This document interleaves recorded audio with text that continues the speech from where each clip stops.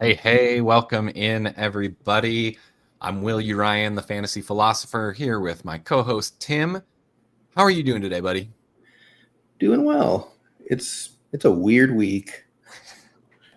I I did. cannot argue with that at all. I have to ask, I know you're in Arizona. I know the Cardinals are your team. Where we did get kind of a little bit of the surprise news that Kyler is going on IR all of a sudden.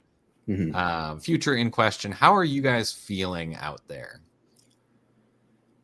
It's kind of hard to say. Like from a this season perspective, it really does feel like Brissett is the better option, and the offense works better with him. But he's also a 30-something plus career backup, so it doesn't exactly spell great news for a long-term outlook at the position. And as you and I have talked about in previous episodes, this quarterback class is not anything special, at least so far. Yeah. So, we could sneak into the playoffs if he continues playing well all year, but I I mostly just want to be done with Kyler, to be honest. That's fair. So it's fair to say you're looking into the future with the way things are going. Yep. That's a good segue because that feels like exactly what we're probably going to talk about today with our value spikes episode here. So just quick reminders before we really get going. Dynasty in 30 is a Fantasy Now Plus show brought to you courtesy of Finn's Talk Sports Network. You can find it every Saturday on the Fantasy Now Plus YouTube or on FTSN Extra or on the Twitch channels. So tune in wherever's most comfortable for you guys. If you haven't, please make sure to like and subscribe below. You'll hear it every week. We're going to keep asking because it matters for the channel. So with that, go ahead and hit the intro, and then we'll be right back with Dynasty in 30.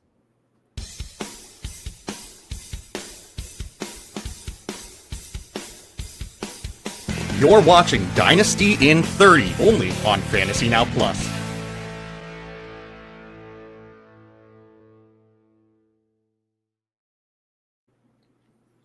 All right. Now that we are back in and at it this week, just remember, you don't want to miss any of the content out here. We've got a whole bunch of articles out on the website. We've got start sit information. We've got the weekly waiver options, a bunch of DraftKings underdog type articles, which, speaking of underdog, if you have not signed up, you can see right here. New customers play $5 and get a $100 bonus. Just use the promo code FN+. So the other thing you can get pretty much every day, we've got live shows going on. Tomorrow morning, we will have last minute fantasy football advice with Chef Justin, who is back from his Italy trip and ready to keep making absolutely gourmet game day eats. Monday, we've got our latest episode of Cold Brews and Hot Takes. Very curious to see what the Josh Kimmel has up in store for us this week, because I feel like we're hitting that point in the season where the weird things keep coming. You cannot predict what the NFL script writers are going to do next. So I'm sure he will have plenty of ammunition after this week's games. Tuesday, we've got our priority waiver show helping you guys ramp up your rosters every week. Wednesday, we actually have two shows. During the day, it's the Start Sit Showdown, where we take two kind of relatively closely ranked players and make the argument of why you should start one or the other. And then later that evening, it's the Fantasy Rankings Report, taking a look at where people are in the rankings, who are outliers, and whether the community is kind of at a consensus or if it's a controversial player. Thursday, we do have folks going over the DFS slate with Get Tilted. So help you get your DFS lineup set, get some plans, talk through the slate. And then on Saturdays, got Dynasty in 30 with Tim and I. So here we are. It is week 10, officially second half of the season. Tim, I know a lot of my leagues, I'm kind of hitting the point where, as much as I've wanted to hold on with my dynasty teams, I look at the age of my roster. I look at the number of players with that out tag or IR tag. Yeah. And this just isn't the year. So a lot of times when I hit these, the topic for today's show is really important. Yep. I know you had kind of suggested this as a topic, and value spikes over the off season, getting ahead of the market, really, really important to do, especially if you hit that point where you realize you're not competing. When you do look at value spikes, are you typically do you worry at all about current production, or are you usually looking at players like this and saying, all right, I think this guy is going to increase in value, I'm going to go get him at a discount now regardless of the points that they might score? Or are you kind of hesitant, and do you tailor it and have a more nuanced take an approach to increasing your roster value kind of, in season where points actually matter? It's definitely a good question. I think kind of a precursor that I want to talk about to lead into that question is, something that I honestly hadn't really considered until the last couple of weeks with some of my interactions on Blue Sky. You can follow us there. We both love to chat on Blue Sky. Of the idea of house flipping in Dynasty, of taking an asset that, you can get $125,000 4-bedroom house that is disgusting. It needs a lot of work. You put in $100,000 into it and you sell it for $300,000 and you get $75K in profit. Doing kind of the same thing in Dynasty and treating players as assets that can appreciate and depreciate.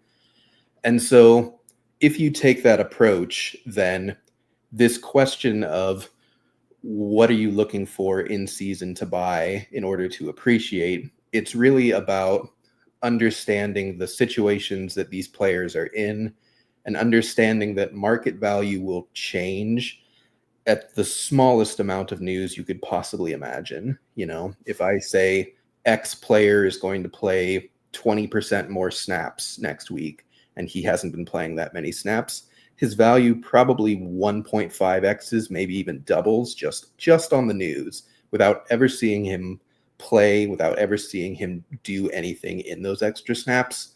And so I think that you should really be looking for players in situations where it can't really get worse. It can only get better.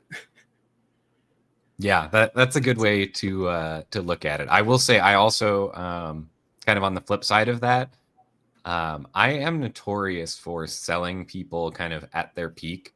I think in my mind, kind of quarterback especially, it's just so rare for players to just stay at peak value. I mean, back a few years ago, it was inconceivable to think that Patrick Mahomes wouldn't be QB1 or QB2 for years to come. And I mean, look where he's at now. He's, I would say, rebounded a little bit back to like QB5, QB6. So if you did turn around and trade him at a premium when he was QB1, I mean, it was not inconceivable for you to get someone else in that top tier with additional on top. I tend not to do that as much with receivers. I will admit. I think once receivers feel like the top handful really stay there kind of regardless. Jamar Chase, Justin Jefferson, now Puka Nacua.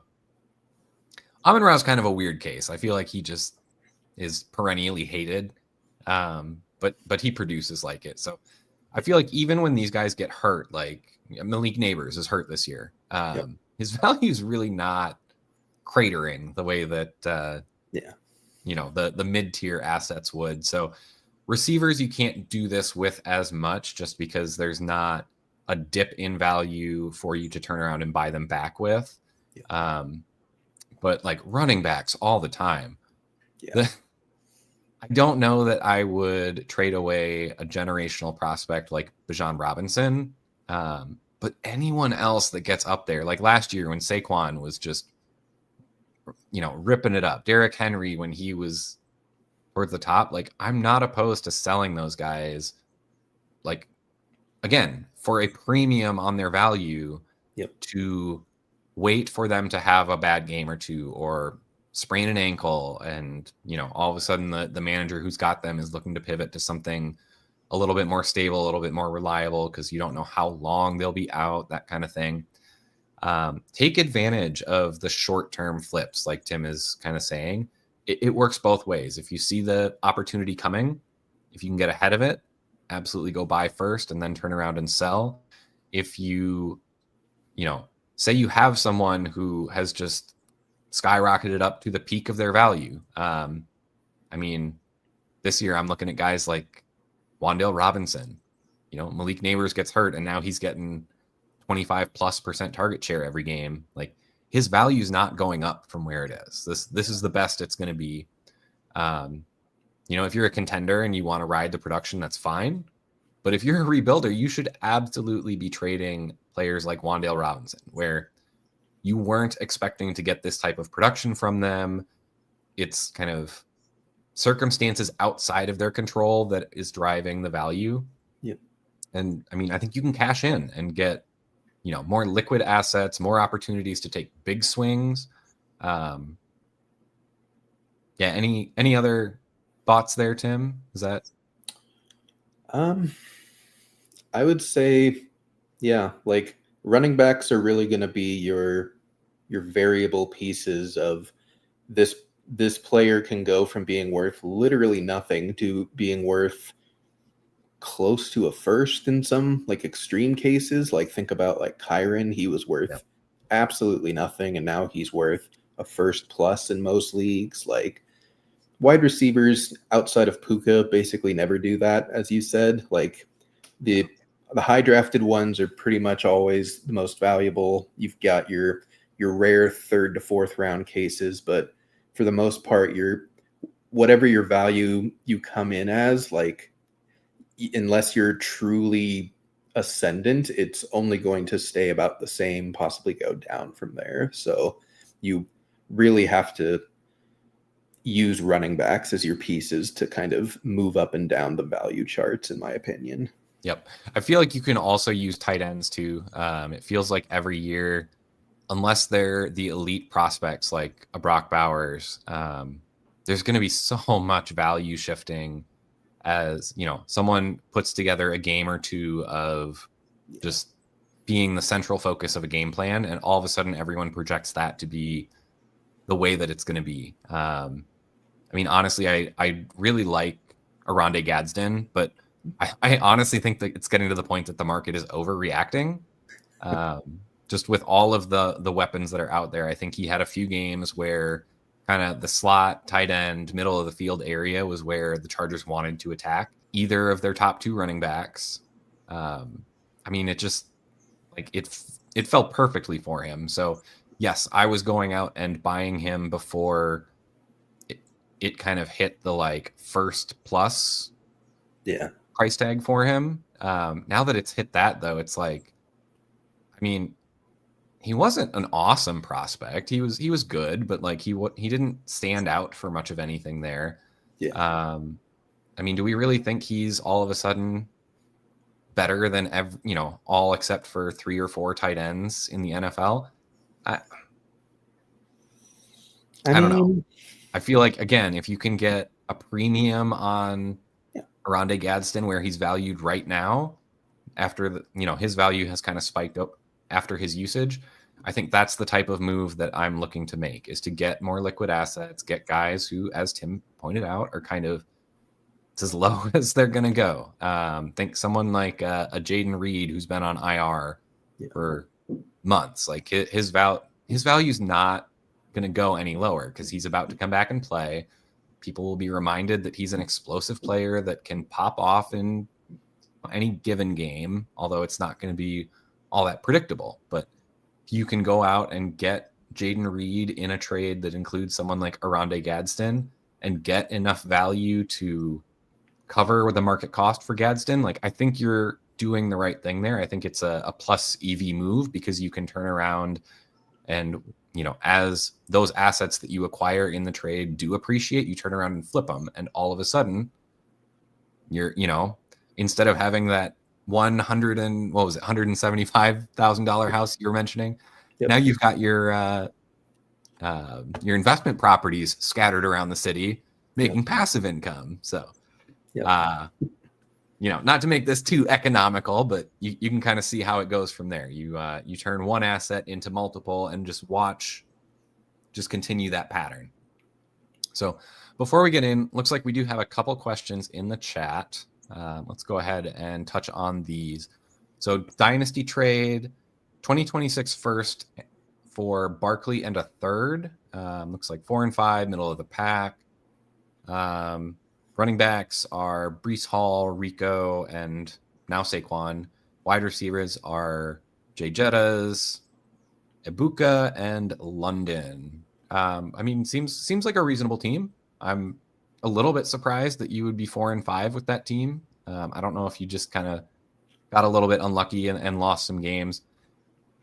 I am always skeptical of trading away your first in years where you don't have realistic shot at a buy, and at 4 and 5, unless the whole league is just like cramped together in that like 6 and 3, 5 and 4, 4 and 5 range, I'd be a little bit worried about that.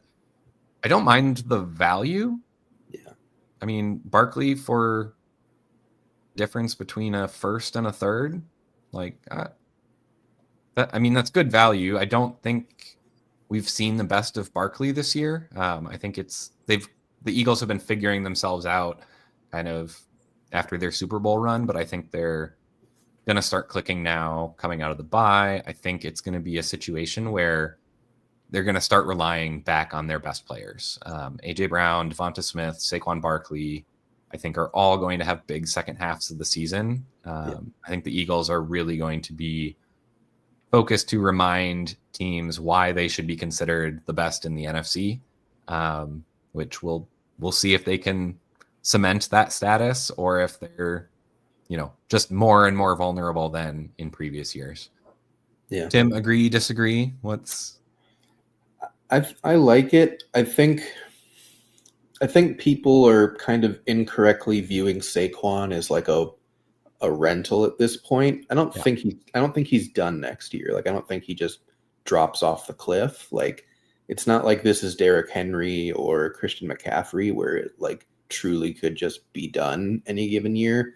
I mean, I would almost say like it is Derrick Henry or Christian McCaffrey, but a couple years ago, right? I mean, they're a little bit older. Saquon's a little bit younger. So if you were worried about it with Henry and you were worried about it with McCaffrey, it's like, yes, you can have a season like McCaffrey's last year where someone gets hurt and they just miss the year. But I mean, he's back this year. You can see what an elite running back can do. So, yeah, I think like he will only help your team this year.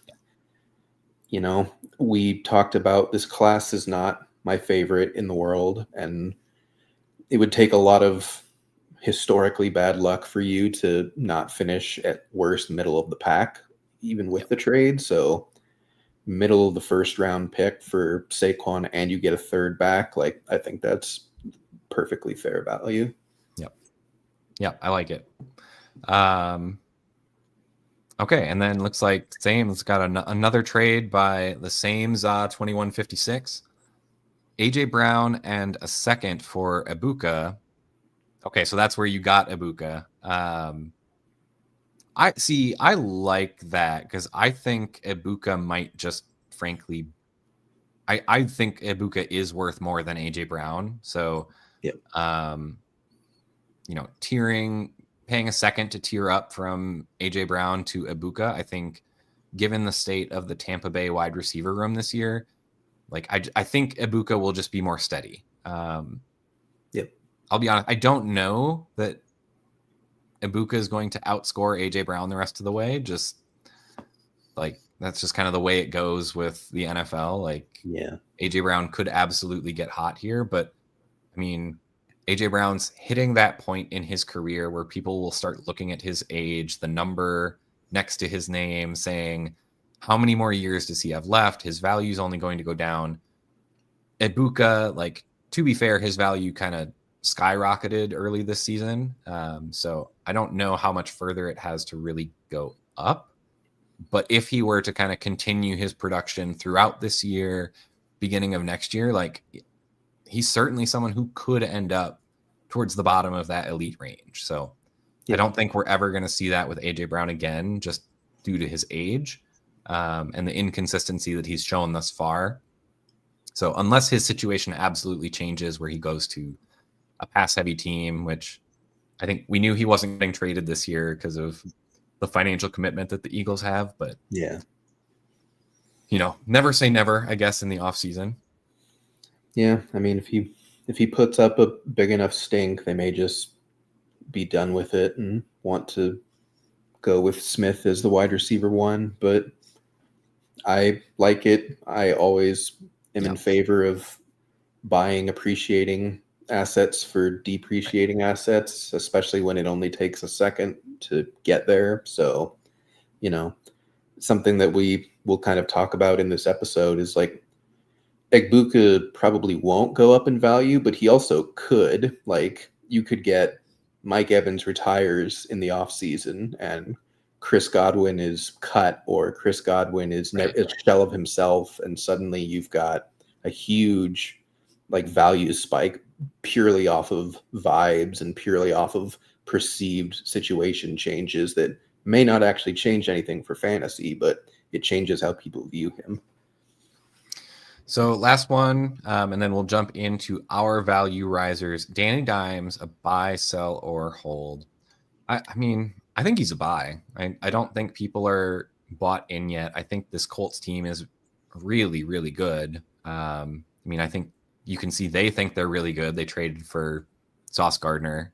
I don't, I think you always have a risk of seeing shades of, the old Danny Dimes that we had all come to hate and despise, not love and cherish. But he's been pretty consistent this year. He's got, one really bad game, but if you look at it, I don't think people who have been around the Colts are all that surprised that they went to Pittsburgh and lost.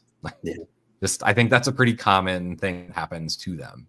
They don't win in Pittsburgh. It's just kind of one of those monkey on the back situations. So I'm willing to just write that off. I think he's a buy. Yep. He's still affordable. They'll probably only ask 1 first in Superflex, and I would pay just any random first for a starting QB and a premier offense that is now hitching their wagon to him almost certainly. Like you said, they traded their next 2 first-round picks in the real-life NFL draft just to go get a defensive back to help them try and win this season, but not just this season, but try and build their team for the next several years. So I don't think he's going away. I don't think he leaves this offense. They're certainly not going to move on from Steichen now that they're playing so well. So I think he's locked in for the next couple years and will give you back end quarterback 1, top end quarterback 2 value for sure. All right, Tim, let me give you a second to collect your thoughts. While we get a quick promo for Underdog in here, and we will be right back with our value risers.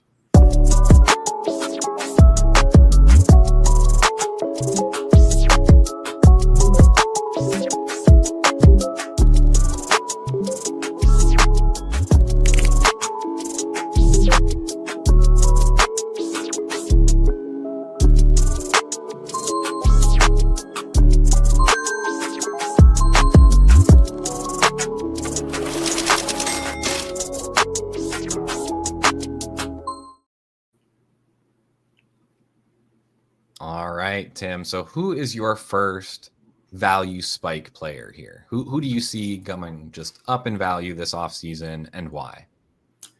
I think it's Travis Hunter. Value right now is as low as it could possibly be. He's had 1 good game, and then he went down with a non-contact knee injury that somehow isn't a tear anywhere.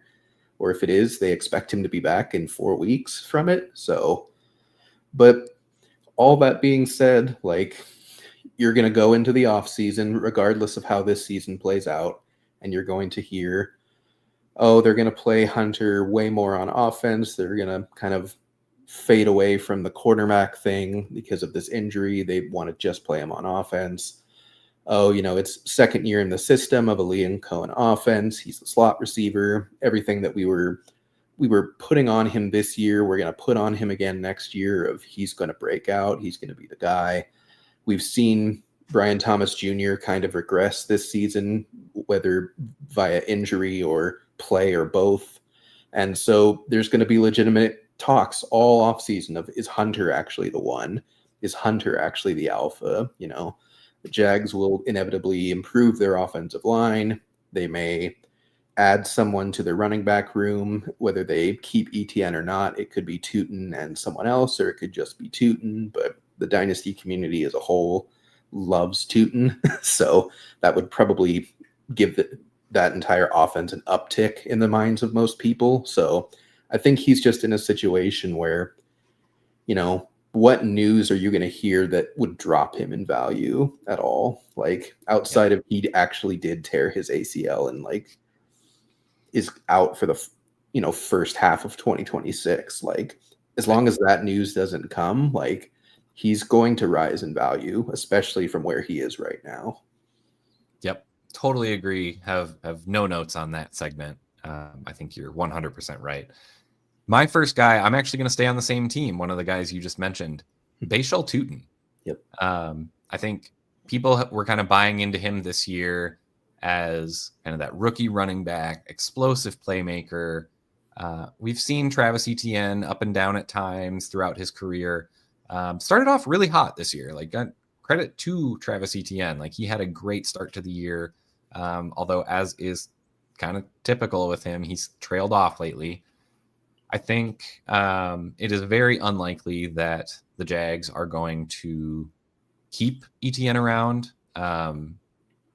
It will be interesting to see. I think we're basically going to have multiple opportunities for value spikes with Tootin. In the offseason. We will see one when we haven't heard anything about ETN getting extended and he hits free agency, because everyone will be like, oh, Bashal Tootin's the guy. Like, and then they'll project out this workhorse role that we shouldn't be expecting, but he's not a player that needs a workhorse role to succeed. In free agency itself, if they don't sign anyone who's a legitimate threat to start, I think, again, people are going to look at him as a free agency winner. If they sign offensive linemen in free agency, they'll look at Tootin as a free agency winner. And then in the draft, if they don't spend a day one or day two pick on a running back, like, everyone's going to, again, say Tootin's the guy. Yep. And just off of those situations, you'll see his value spike throughout the year, heading into training camp season. Now, do I think he's going to be left alone and just be the guy? No, I think they're going to bring someone in, but I think they're going to bring in a veteran to be kind of a steady hand behind him. I think Tootin's going to be the 1A next year, and in a Liam Cohen offense, I'm ecstatic about that. I think he has the explosive ability to create massive plays such that, he's going to have ceiling outcome games where all of a sudden he's got 150 yards and 2 touchdowns because he broke a 60 or 70 yard run or reception. And frankly, he's a good pass catcher. So he could get a lot of those short passes, like some of the guys who have kind of redefined the position a little bit, with Christian McCaffrey essentially playing wide receiver with all of the injuries that San Francisco's had. You've got Devon Achane. And I mean, it is just absolutely astounding how much they are targeting Achane. Yeah. Maybe it shouldn't be a surprise given his skill set. He's a guy that you want to get in space, but I think Tootin has the ability to absolutely take on a role like that. Maybe not as, big of a chunk as Christian McCaffrey has. I don't think anyone is going to be getting that workload, but yeah, it's one of those things that I think we can bank on Bashal Tootin just absolutely skyrocketing in value. Yeah. And honestly, this season is kind of playing out perfectly for that thesis of ETN's playing just well enough that Tootin's probably not going to just flat out take over the backfield. So his value is going to stay somewhat low for the rest of the season, but they also have shown that they want to use him in high leverage situations. Like if you look at their last game, he was the goal line back for most of that game. Like he gets passing work, as you said. He is more explosive. He's basically has potential to be Devon Achane, but he's also 20 pounds heavier despite being almost as fast. So you can definitely see why he was beloved by the Dynasty community. He is in a good spot. He's in a good schematic offense for his talents, and it's really just about making the bet that he gets the opportunity next year that he has not gotten this year. Yeah. So who do you have as your next value spike? A couple guys that have kind of just always been looped together, and I'm going to continue to loop them together, but Garrett Wilson and Chris Olave, former Ohio State receivers. The thesis for both of them is going to be pretty simple. It's the quarterback play can't possibly get worse than this. Like it can only get better from here. And the Dynasty community still loves these guys. We still believe that they are, more or less alphas that just haven't gotten the quarterback play to be able to capitalize on their talents. And whether or not the Jets or the Saints actually get a quarterback that makes you feel that way, it's kind of irrelevant. The instant that it's even conceivable that the Jets are going to get a new quarterback or the Saints are definitely not going to stick with Tyler Shuck, like their value will rise, and it will be, well, what if they get, I don't know, like someone akin to Joe Flacco? Probably not Joe Flacco himself, but what if Jameis Winston goes to either of these franchises? What if X quarterback that is good for fantasy goes to one of these franchises? What if Brissett gets a starting job in one of these places next year? Like their value will rise, and they're still kind of only approaching their peaks and their primes. So I think they still have, if you were to trade for Garrett Wilson right now, it probably would be a first and some average piece behind you. He could be worth just 2 firsts by the time like the offseason is in full swing and by the time it's like truly rookie season and whatnot. It's just how these things go with young, exciting wide receivers that haven't broken out yet. We did this like year after year with Terry McLaurin, where it's like, this is the year. It finally happened to him. It happened to him when he was 28, but if it happens for Wilson or Olave, I think their value, 1.5x's, maybe doubles again. Like I just think we love certain players too much to ever let their value fall, and we are just absolutely waiting on bated breath for something good so that we can pay more than we need to. Yeah, that's fair. I will follow you up here. I actually have another pair of wide receivers. I'm going to follow along with kind of your trend. Travis Hunter was your first guy. I'm going to go with 2 other rookie wide receivers, Trey Harris and Luther Burden. I see their values jumping in this offseason, mostly because of what's going to happen around them. Trey Harris is going to almost certainly see Keenan Allen out of the way, which is going to open up more snaps. He has performed pretty well in a limited role this year. I really haven't seen anything out of Trey Harris that makes me worry about him as a player. He's just in a crowded room right now. And I think once he gets the opportunity to kind of step into a more full-time role, I think his value is going to spike because he hasn't gotten the playing time like people maybe were hoping coming into the year. I mean, he was already a second round Dynasty pick this year. So, yeah. I mean, his value hasn't gone up yet because he hasn't really done anything. But I think once Keenan Allen is out of the way next year, we are going to see something out of Trey Harris, and that's when his value is going to spike. Same thing with Luther Burden, kind of that slot role in the Ben Johnson offense. right now he's working behind Olamide Zacchaeus. Disappointing that he hasn't overtaken him yet, but he has been banged up. And frankly, Zacchaeus has been okay. He's done what they've asked. He hasn't been super explosive. He isn't making things on his own, but he's being the part of the offense that he's supposed to be. I think they're going to start using Burden more once he's back from his injury. And I think everybody is going to start projecting that and more into next year with Zacchaeus out of the way. I think they're going to start looking at it.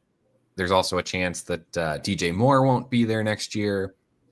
And all of a sudden, Luther Burden has even less target competition. And I mean, we've seen Luther Burden hit splash plays already in his limited role. So we've actually seen Luther Burden do it already. I'm a little bit surprised that his value hasn't popped more, even though I know he's been, in and out of the lineup a little bit. But he's one of those guys that once you see it, in my mind, like you should be buying in before it actually hits. So this is your chance before we head into the offseason and he gets his defined role. Luther Burden and, as I just mentioned, Trey Harris, two guys to get on your rosters now before the offseason. Yep.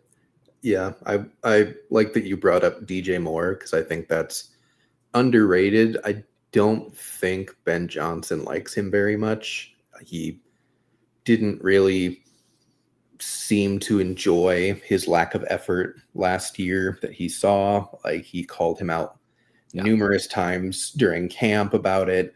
He kind of certainly hasn't been phased out of the offense, but he is not featured the way that Bears teams past featured DJ Moore. He's kind of just been a guy in this offense, and for the amount they're paying him, they may just want to move on and let Burden take on that type of skill set and that type of role. Yep. So I think there's honestly two paths to Burden getting a much better playing time next season. All right, you have two more. How many? What you got? What's our next value spike? I've got 1.5 more because I'm gonna piggyback off of your Trey Harris conversation to include Oronde Gadsden as well. I think for all the reasons you said, like Keenan Allen will probably be gone next year. Their offensive line will not be literally dead. Like, they'll actually have both of their tackles back and some of their guards back. And we can only hope. Yeah, like everyone's going to immediately see what they did this season and extrapolate that to continue next season, but with better opportunity. That's not how that works, but that's how the community is going to at large act, as though the pass rate is going to stay the same. We're just going to have Amarian Hampton back, and he's also going to run for 100+ yards per game because suddenly this offense will be that good. And I think, whether or not Gadsden is the real deal or not, I wouldn't say remains to be seen. Like, having the season he's having is evidence that he is good. It's whether he remains this good for fantasy or not that is really the big question. But outside of that, I think both Harris and Gadsden are going to have this hype all summer of like someone, we also as a community would love to just not have to deal with Quentin Johnston. Like, we would just happily ship him off into not caring about him again. So I think the Dynasty community at large is definitely going to take that approach of let's just pretend QJ doesn't exist. And let's say Ladd's the 1, and let's say Gadsden is the 2, and let's say Trey Harris is the 3, and QJ can be the 4, and we'll all just pretend he's not real. So I have to say, between the Chargers and the Green Bay Packers, I really wish that kind of the Highlander piece was real life. There can only be one. Oh, no. And like, just pick a guy to be your guy so that we know this guessing who it's going to be every game is so frustrating as a fantasy analyst. But they all, they all have good upside, and it just comes down to game plan, strengths and weaknesses of the opponent, and frankly, just luck of who converts their opportunities in any given week. So, my other real guy is Quinshon Judkins. Okay. You may be asking, how can he go up from where he's at? And I will tell you immediately, we're going to have a big conversation all offseason. Who's the quarterback? We might not even have the same coaching staff. Like, it might be a new offense, a new coach, a new quarterback. The wide receiver room might be gutted, or it might greatly improve. They might add, like a first round pick rookie to it or something. Like, they have extra pieces from the Travis Hunter trade.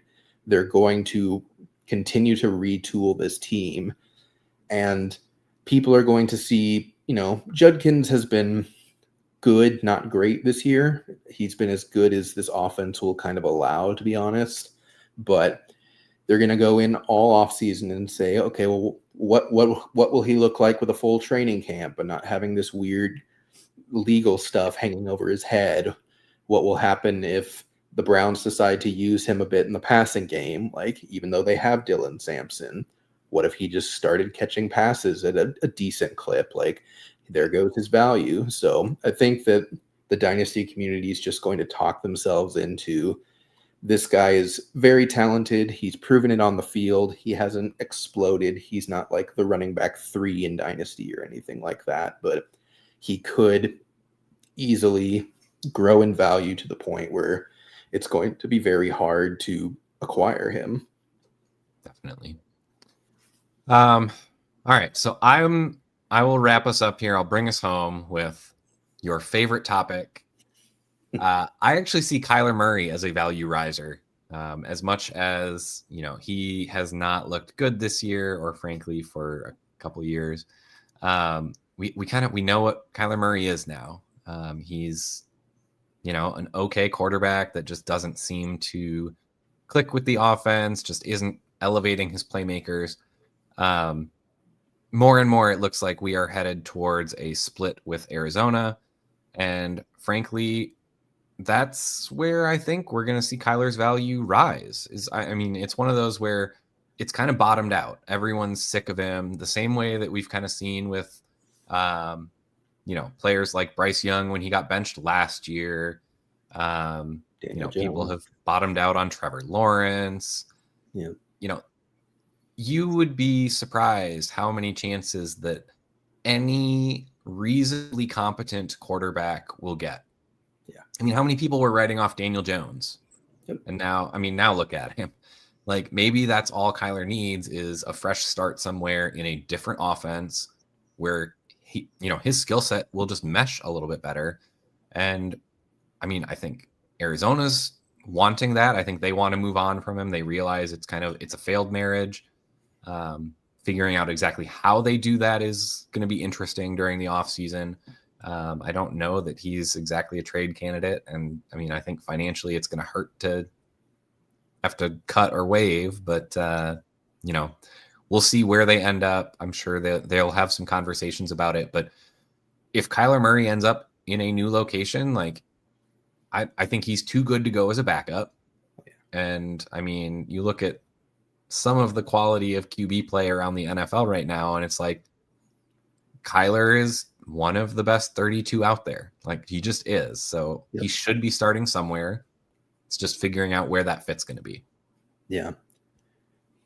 I don't think he's a bad quarterback, like, fandom aside.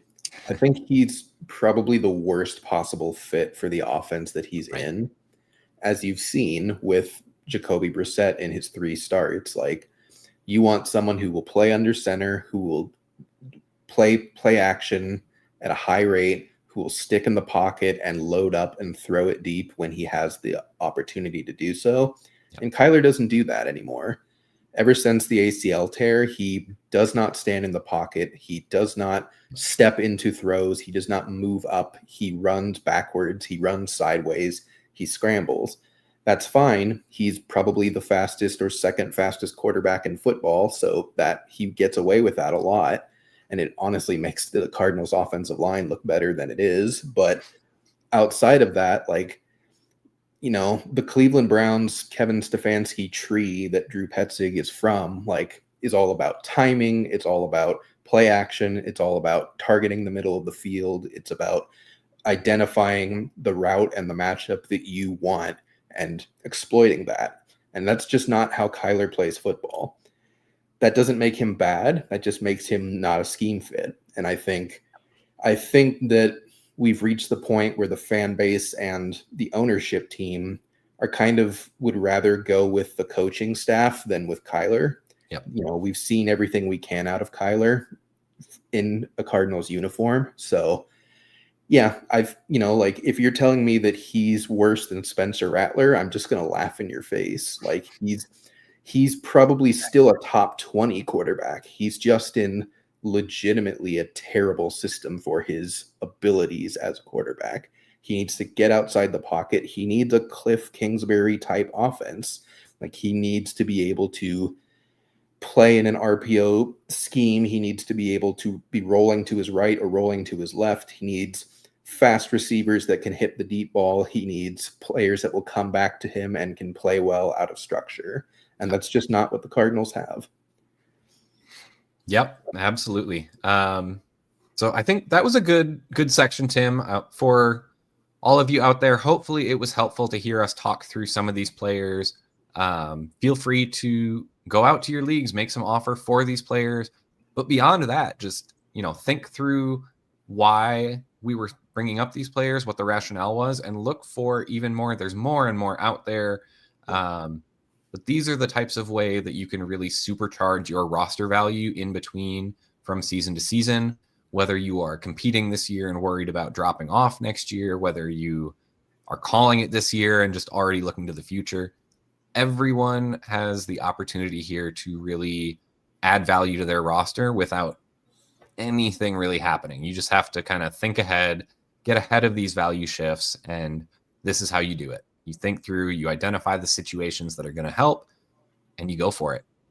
So until next week, hopefully everyone has some fun going out and making some moves. If you haven't already hit your trade deadline, if you have, I'm sorry, but, find leagues that have later trade deadlines. Yep. Until next week, this has been Dynasty in 30. Peace out, guys. Thanks for listening. Be sure to like and subscribe wherever you watch or listen to podcasts. We'll be back next week for more ways to win your league.